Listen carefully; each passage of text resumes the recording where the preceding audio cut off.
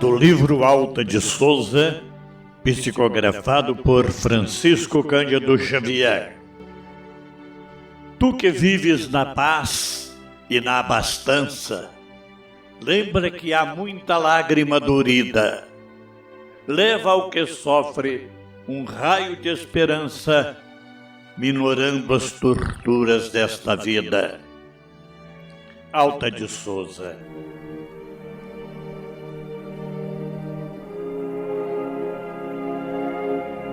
O meu bom dia de luz, o meu boa tarde de paz, o meu boa noite de prece. Leitura do capítulo 4 do Evangelho segundo o Espiritismo. Ninguém poderá ver o reino de Deus se não nascer de novo. Itens 1, 2 e 3. Jesus, tendo vindo às cercanias de Cesareia de Filipe, interrogou assim seus discípulos: Que dizem os homens com relação ao Filho do Homem? Quem dizem que eu sou? Eles lhe responderam: Dizem uns que és João Batista, outros que Elias, outros que Jeremias, ou alguns dos profetas. Perguntou-lhes Jesus: E vós, quem dizeis que eu sou? Simão Pedro, tomando a palavra, respondeu: Tu és o Cristo, o Filho do Deus vivo. Replicou-lhe Jesus: Bem-aventurado és, Simão, filho de Jonas, porque não foram a carne nem o sangue que isso te revelaram, mas meu Pai que está nos céus. Mateus capítulo 16, versículos 13 a 17. Marcos capítulo 8, versículos 27 a 30. Nesse íntere, Herodes o tetrarca ouvira falar de tudo o que fazia Jesus, e seu espírito se achava em suspenso, porque uns dizia que João Batista ressuscitara dentre os mortos, outros que aparecera Elias, e outros que um dos antigos profetas ressuscitara. Disse então Herodes: Mandei cortar a cabeça a João Batista. Quem é, então, esse de quem ouço dizer tão grandes coisas? E ardia por vê-lo. Marcos, capítulo 6, versículos 14 a 16. Lucas, capítulo 9, versículos 7 a 9. E após a transfiguração, seus discípulos, então, o interrogaram desta forma: Porque dizem os escribas que preciso que antes volte Elias? Jesus lhes respondeu: É verdade que Elias há de vir e restabelecer todas as coisas. Mas eu vos declaro que Elias já veio e eles não o conheceram e o trataram como lhes aprouve. É assim que farão sofrer o Filho do Homem. Então, seus discípulos compreenderam que fora de João Batista que ele falara. Mateus, capítulo 17, versículos 10 a 13. Marcos, capítulo 9, versículos 11 a 13.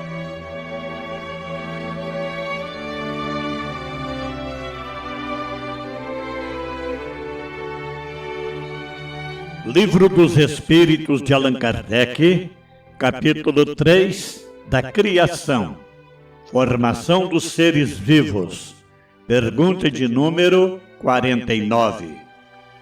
Se o germe da espécie humana se encontrava entre os elementos orgânicos do globo, por que não se formam espontaneamente homens como na origem dos tempos? Resposta: o princípio das coisas está nos segredos de Deus. Entretanto, pode dizer-se que os homens, uma vez espalhados pela terra, absorveram em si mesmos os elementos necessários à sua própria formação para os transmitir segundo as leis de reprodução. O mesmo se deu com as diferentes espécies de seres vivos.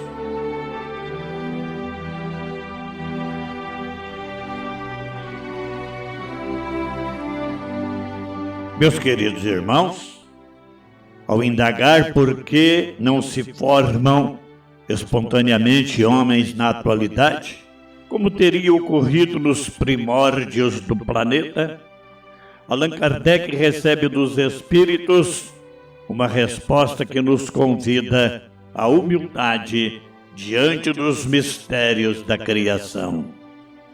Eles afirmam que o princípio das coisas está nos segredos de Deus, lembrando-nos de que a inteligência humana, embora capaz de grandes conquistas, ainda não alcança todas as leis que presidem as origens da vida. Os espíritos esclarecem, contudo, que uma vez estabelecida a espécie humana na Terra, os próprios seres humanos passaram a reunir e transmitir os elementos necessários à perpetuação da vida mediante as leis da reprodução. O mesmo ocorreu com os demais seres vivos. Em outras palavras, a intervenção das leis naturais substituiu a fase inicial da formação das espécies, conservando-se, porém, a ação permanente da vontade divina. Essa resposta demonstra que a criação não é uma obra abandonada por Deus, mas um processo contínuo sustentado por leis sábias e imutáveis. O Criador não precisa repetir incessantemente os fenômenos primitivos, pois estabeleceu mecanismos que garantem a continuidade e o desenvolvimento da vida. A doutrina espírita nos convida, assim, a reconhecer a grandeza da inteligência divina. A vida humana não é fruto do acaso, mas resultado de leis harmônicas que asseguram a sucessão das gerações. Cada ser que nasce representa a continuidade da experiência terrestre, oferecendo aos espíritos novas oportunidades de aprendizado, progresso e aperfeiçoamento. Por isso, diante dos mistérios da origem da vida, somos chamados menos à especulação e mais à admiração. O importante não é apenas saber como tudo começou, mas compreender que a vida prossegue sob a direção sábia e amorosa de Deus, que nada cria inutilmente e tudo conduz para o bem e para o progresso de seus filhos. Ave Cristo.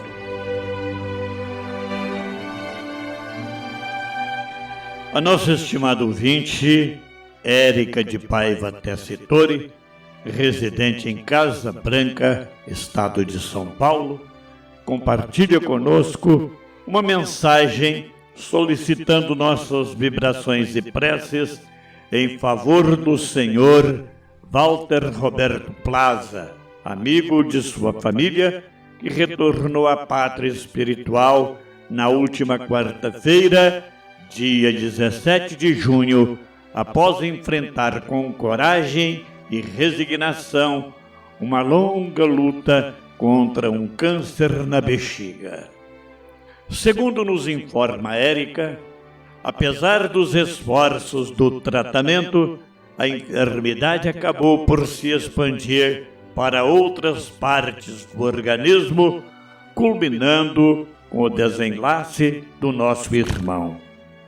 Sensibilizada com a partida de Walter Roberto Plaza, nossa irmã pede que o envolvamos em pensamentos de amor e serenidade, rogando aos benfeitores espirituais que o recebam com carinho e o amparem em seus primeiros passos na vida maior. Vamos orar.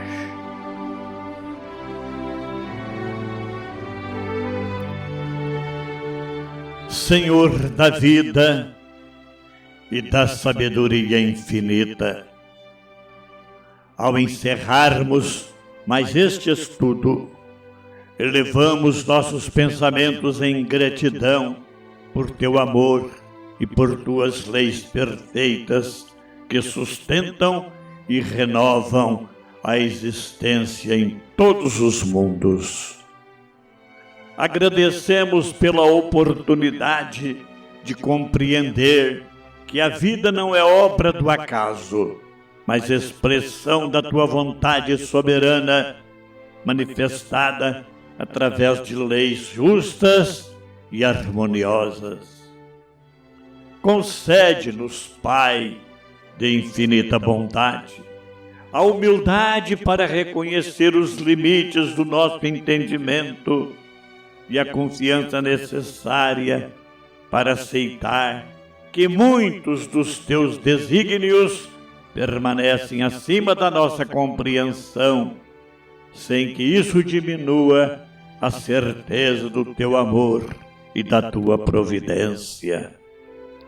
Abençoa os lares, os enfermos, os que sofrem, os que enfrentam provações e todos aqueles que neste momento necessitam de amparo, esperança e consolação. Que os bons espíritos nos inspirem sempre ao bem, fortalecendo-nos na prática da caridade, da fraternidade e do amor ao próximo. E que a paz do Cristo permaneça em nossos corações, hoje e sempre. Assim seja.